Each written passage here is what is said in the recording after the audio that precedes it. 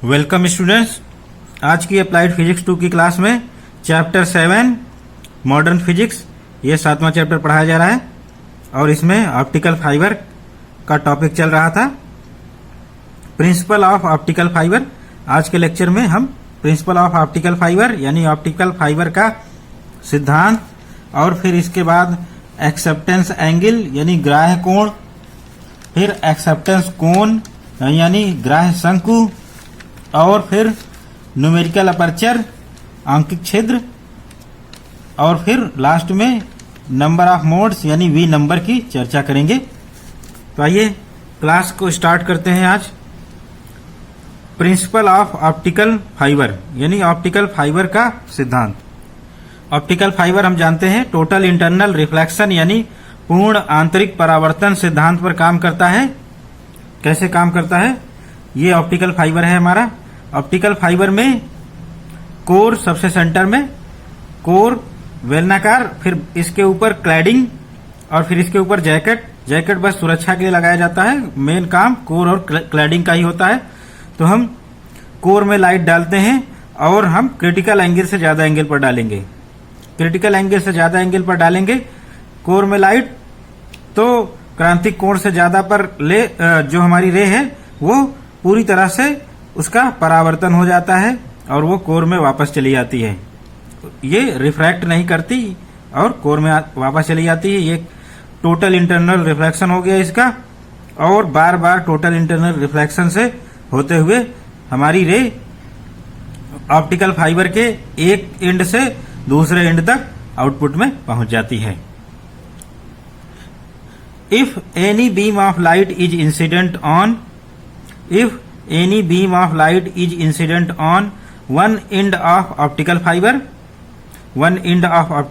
then because of total internal reflection (TIR), light beam remains inside optical fiber only and fails to exit. Light is always internally reflected. This is total internal reflection, and light does not go to cladding because of this total internal reflection and fails to exit. This is fiber optics. This is fiber optics यानी यदि कोई प्रकाश की किरण optical fibre में एक सिरे से पर आपतित की जाए तो पूर्ण आंतरिक परावर्तन के घटना के कारण प्रकाश की किरण फाइबर के अंदर ही रह जाती है, यानी कोर के अंदर ही रह जाती है, बाहर नहीं निकल पाती। इसे ही हम फाइबर ऑप्टिक्स कहते हैं।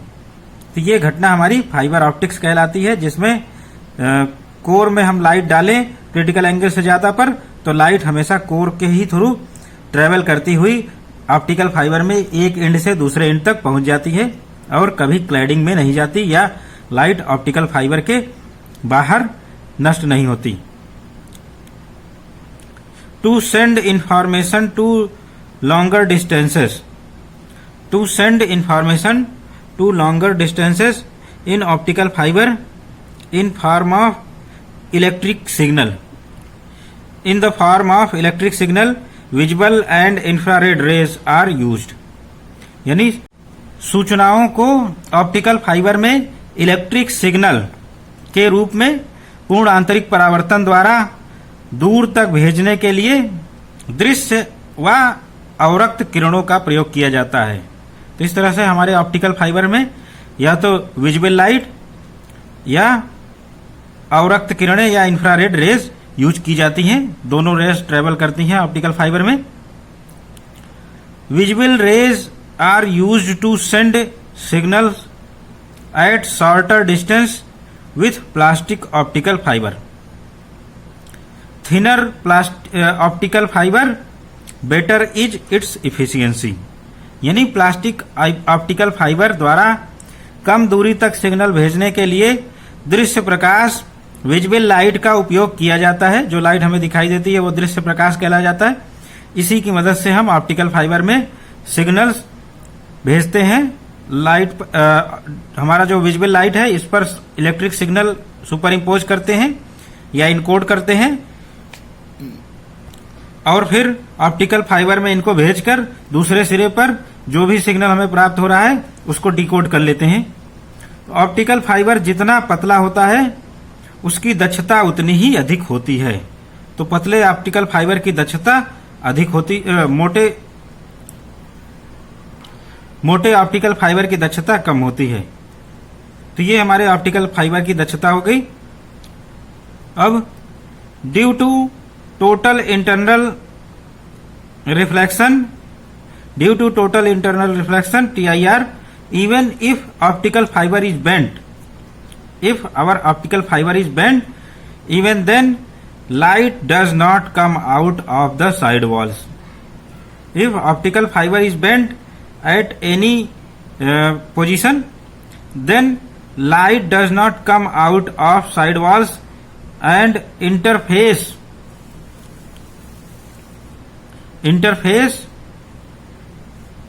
between core and cladding acts as cylindrical mirror.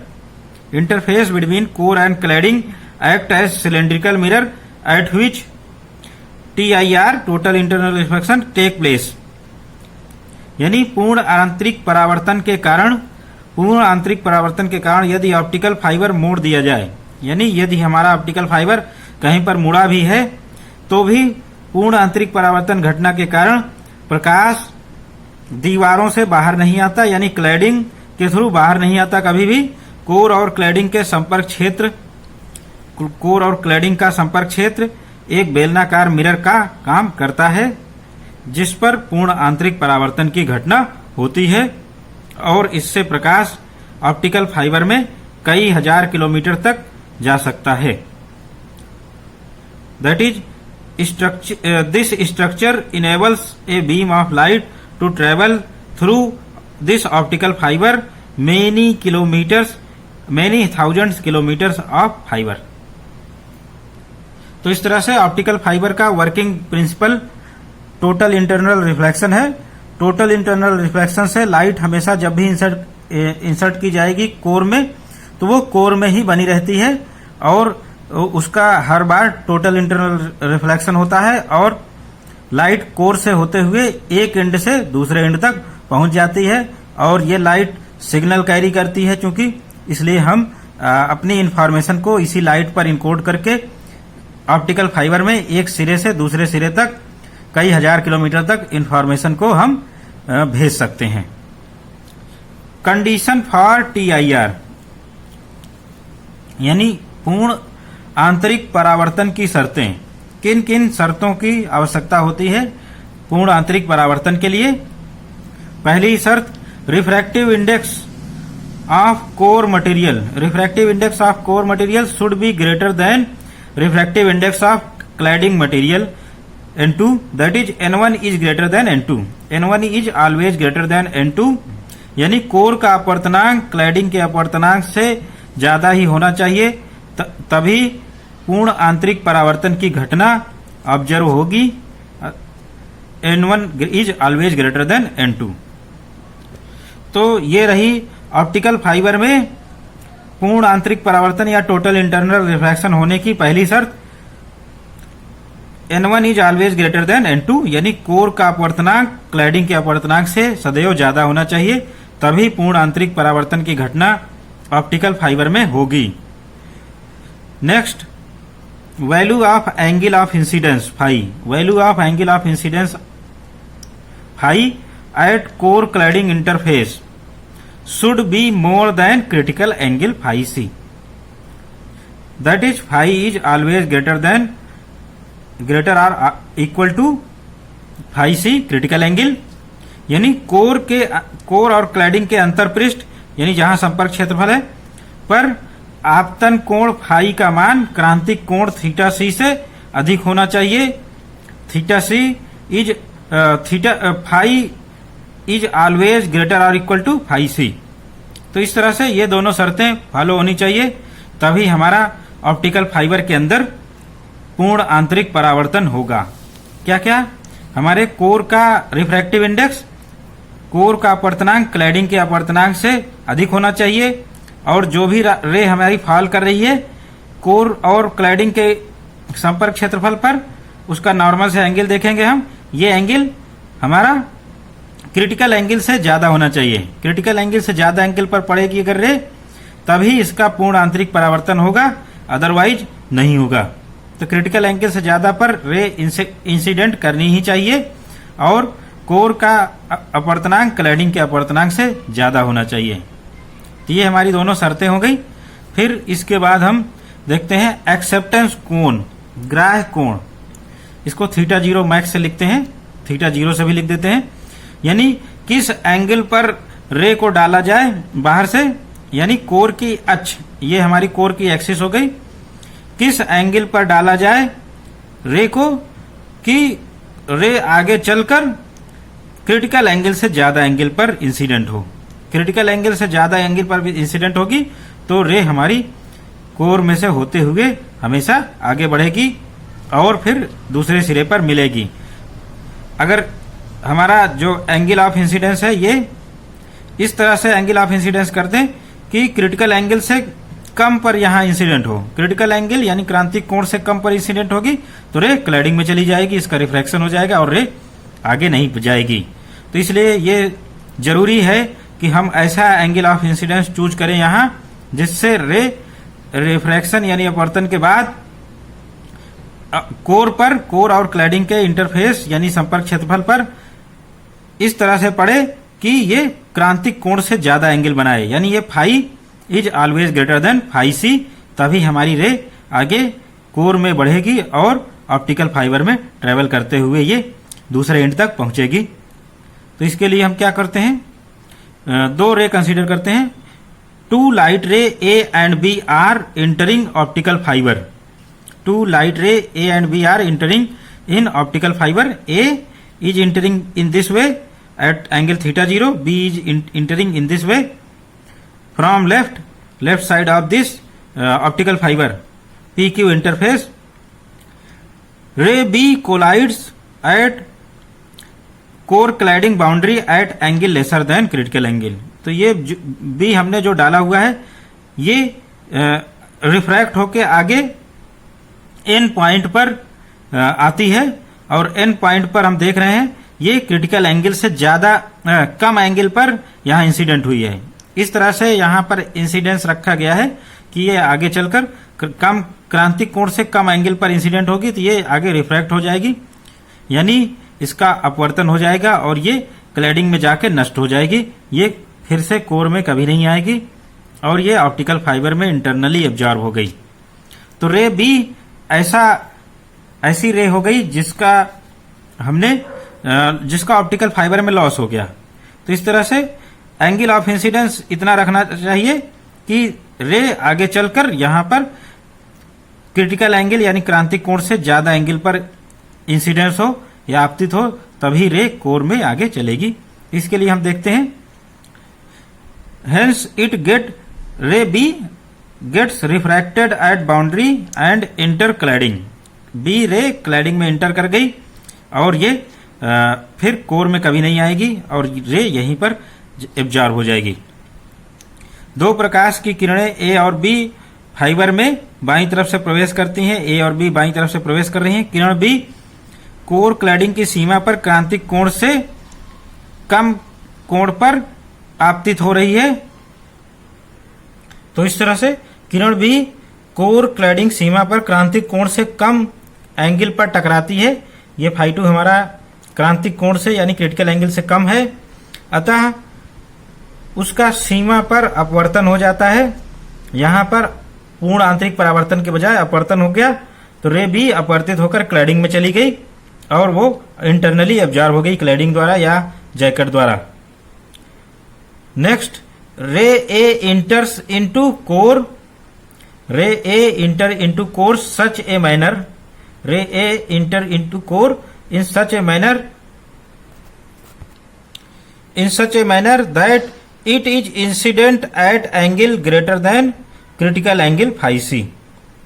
Ray A enters in core such that it falls at angle greater than critical angle.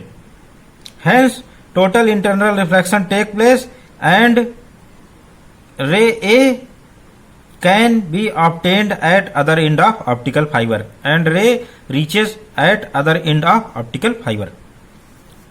यानी किरण ए कोर में इस तरह से प्रवेश करती है, किरण ए कोर में इस तरह से प्रवेश करती है कि वह क्रांतिक कोण से अधिक पर आपतित होती है। तो कोर में वो क्रांतिक कोण से अधिक पर आपतित होती है, तो इस कारण से उसका किरण ए का पूर्ण आंतरिक परावर्तन हो जाता है।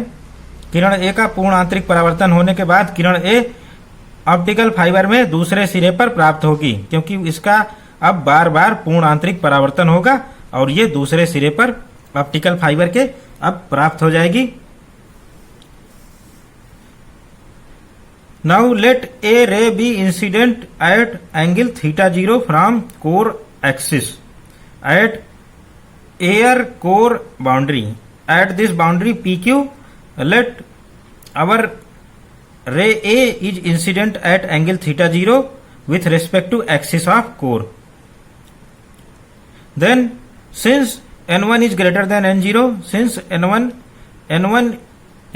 refractive index of core and n0 is refractive index of air, then it is incident on cladding boundary at angle phi. Then it incident on core cladding boundary at angle phi from normal according to Snell's law at m. Snell's law at m यानी माना किरण ए वायु तथा core boundary पर that is PQ, core वायु तथा core boundary पर core के अक्ष से थीटा 0 पर आपतित होती है। एक्सिस ऑफ कोर, कोर का अक्ष है, इससे थीटा 0 पर इंसिडेंट या आपतित होती है। चूंकि n1 is greater then n0, n1 refractive index of core is greater then n0 refractive index of air, अतः यह यानी रे ए थीटा 0 पर इंसिडेंट हुई है अभिलंब की ओर झुकती हुई। चूंकि ये रेयरर से डेंसर मीडियम में जा रही है तो ये नॉर्मल की ओर झुक जाएगी।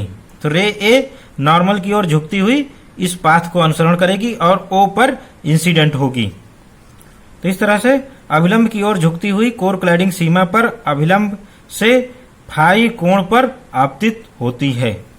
तो इस तरह से फाई कोण पर आपतित होती है। स्नेल के नियमानुसार बिंदु M पर स्नेल के नियमानुसार पहले M पर लगाएंगे, फिर O पर लगाएंगे। पहले M पर लगाते हैं। रिफ्रैक्टिव इंडेक्स क्या क्या है? दूसरे माध्यम n1 है, n1 upon n0 equal to sine angle of incidence theta 0, sine theta 0 upon sine theta 1, ये है साइन थीटा 1। तो इस तरह से ये हमारा स्नेल्स लॉ लग गया। दूसरे माध्यम का अपवर्तनांक with respect to first medium यानी n1 अपान n0। और हम जानते हैं ये एंगल चूंकि थीटा है, थीटा 1 है और ये एंगल फाई है, चूंकि ये 90 डिग्री एंगल है तो इसलिए थीटा 1 प्लस फाई ये 90 डिग्री होगा। तो यहां पर जो एंगल बनेगा थीटा 1 और थीटा 1 से ये एंगल फाई हो गया है। तो हमारा जो फाई और थीटा 1 में रिलेशन है वो 90 माइनस फाई का है, यानी theta 1 equal to 90 minus phi. तो ये रिलेशन का यूज करेंगे हम, क्योंकि एंगल ये थीटा 1 है इधर वाला और यहां पर फाई है और ये 90 डिग्री है, तो इसलिए हम थीटा 1 को क्या लिखेंगे 90 माइनस फाई।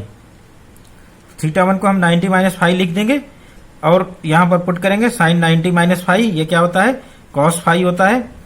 तो इसको हम लिखेंगे साइन 90 माइनस फाई की जगह पर कॉस फाई लिख देंगे। तो n1 upon n0 equal to sine theta 0 upon cos phi, और इसको सॉल्व करेंगे तो n0 sine theta 0 n0 sine theta 0 equal to n1 cos phi, ये हमारा पहला इक्वेशन हो गया।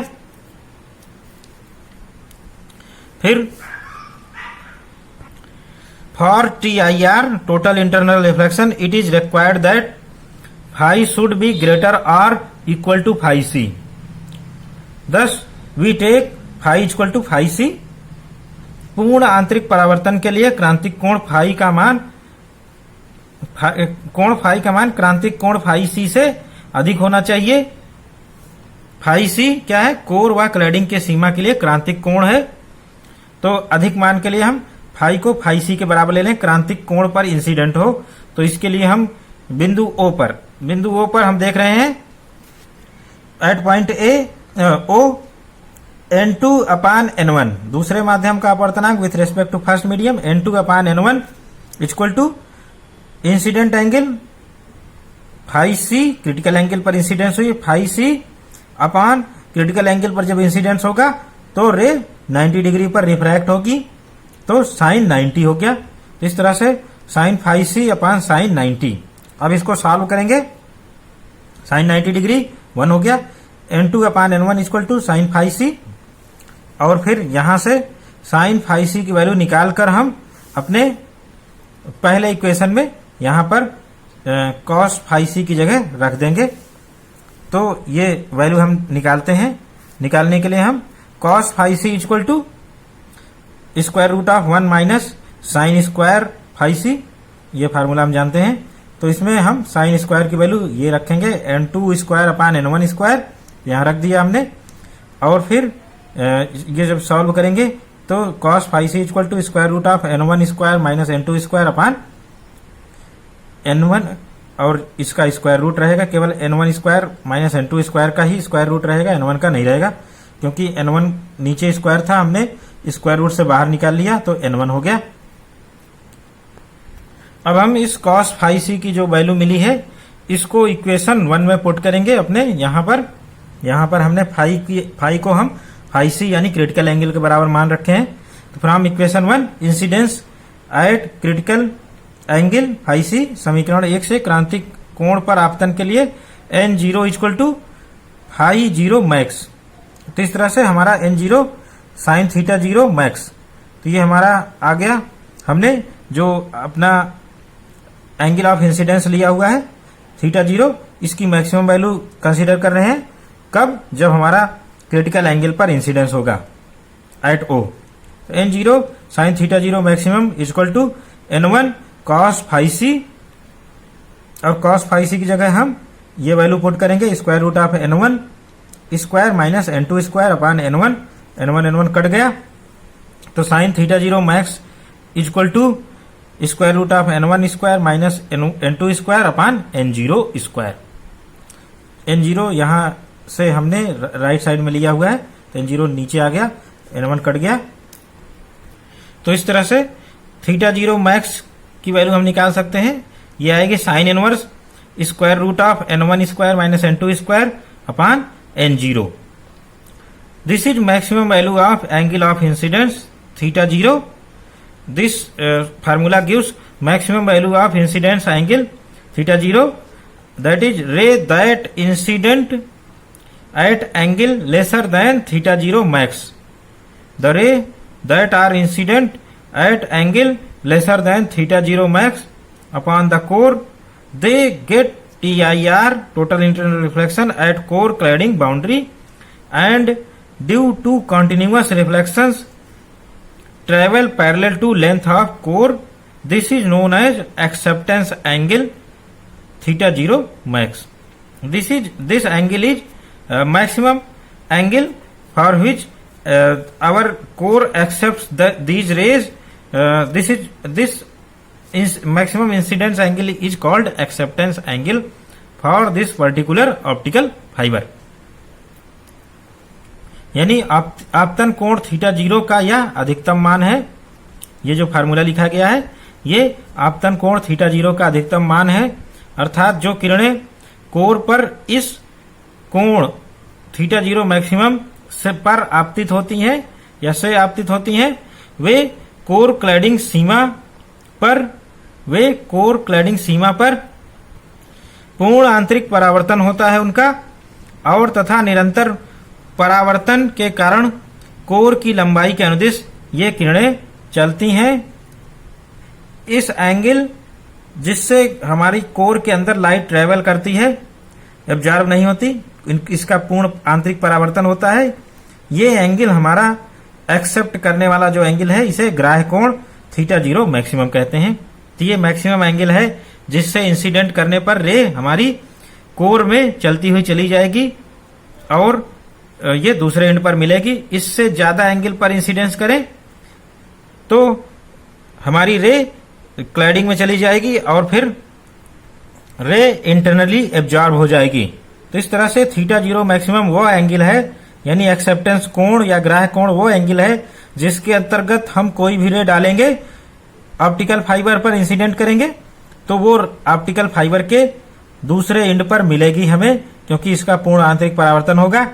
और इसके बाहर अगर हम डालेंगे कोई रे एक्सेप्टेंस कोण से ज्यादा एंगल पर तो रे क्लैडिंग में चली जाएगी, इसका पूर्ण आंतरिक परावर्तन नहीं होगा और रे ऑप्टिकल फाइबर में आगे नहीं बढ़ेगी।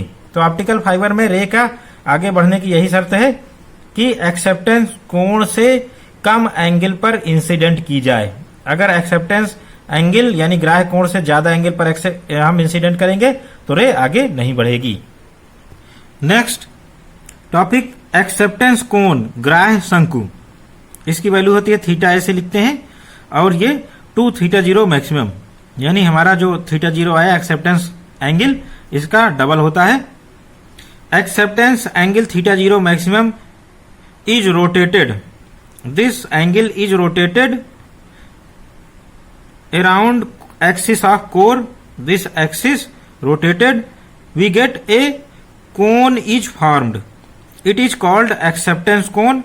This cone is called acceptance cone whose vertex is at core axis. Angle formed at head of cone. Angle formed at head of cone, this is head of cone, this is angle is known as acceptance angle of acceptance cone. This angle total angle formed at head of cone, this is called angle of acceptance cone theta a. यदि ग्राह्य कोण theta zero maximum को core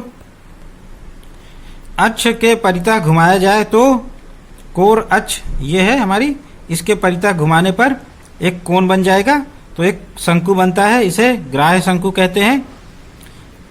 तो ग्राह्य शंकु के अंतर्गत जो भी किरणें डाली जाएंगी वो सभी किरणें ऑप्टिकल फाइबर में पूर्ण आंतरिक परावर्तन द्वारा आगे बढ़ेंगी।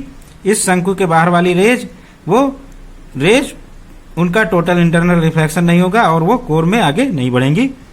तो शंकु के शीर्ष पर बना कोण, शंकु के शीर्ष पर वर्टेक्स पर बना कोण ग्राह्य शंकु कोण थीटा ए कहलाता है और इसकी वैल्यू हम देख रहे हैं थीटा जीरो मैक्सिमम की डबल होती है। Theta A equal to 2 theta zero maximum, यानी theta A equal to 2 sine inverse square root of n1 square minus n2 square upon n0।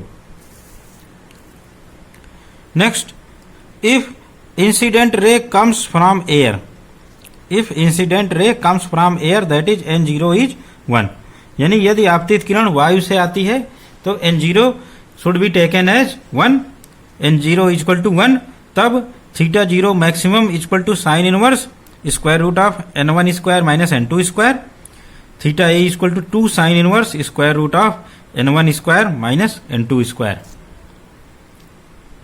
Next topic fractional refractive index change.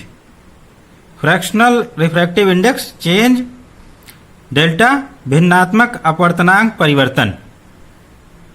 भिन्नात्मक अपवर्तनांक परिवर्तन the fractional difference delta of refractive index of core and cladding is known as fractional refractive index change, यानी core cladding के अपवर्तनांकों का भिन्नात्मक अंतर जिसको delta कहते हैं को भिन्नात्मक अपवर्तनांक परिवर्तन कहते हैं। Delta equal to n1 minus n2 upon n1। तो ये हमारी डेफिनेशन हो गई, n1 minus n2 upon n1 भिन्नात्मक परिवर्तन, इसको हम भिन्नात्मक अपवर्तनांक परिवर्तन कहते हैं। Since n1 is greater than n2, refractive index of core is greater than refractive index of cladding. तो इस तरह से हमारा डेल्टा इज ऑलवेज पॉजिटिव, यानी डेल्टा का मान सदैव धनात्मक होता है।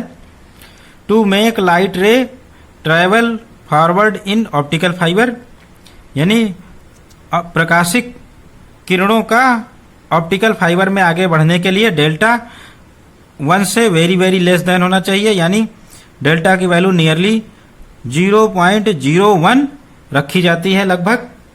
तो इस तरह से ये हमारा फ्रैक्शनल रिफ्रैक्टिव इंडेक्स चेंज आ गया। नेक्स्ट टॉपिक न्यूमेरिकल अपर्चर, जिसको शॉर्ट में NA लिखते हैं।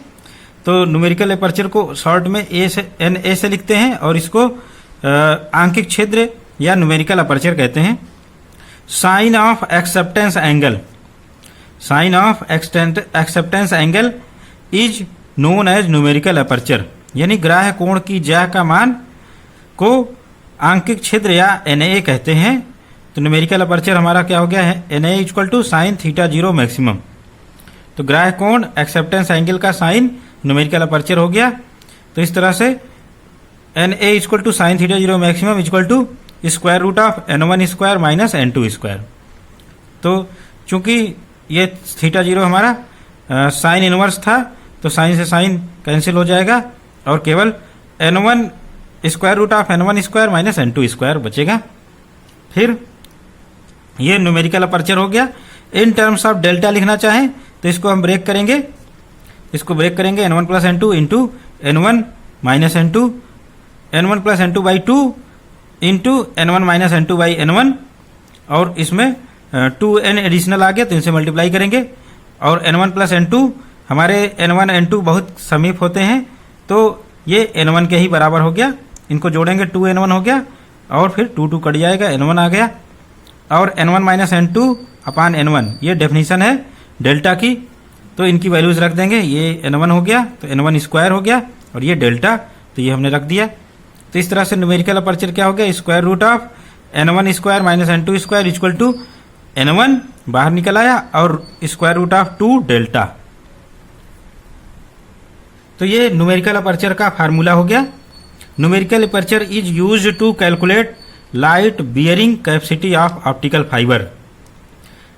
Numerical aperture used to calculate light bearing capacity of optical fibre, यानी न्यूमेरिकल अपर्चर द्वारा रेशे की प्रकाश ग्रहण शक्ति की गणना की जाती है।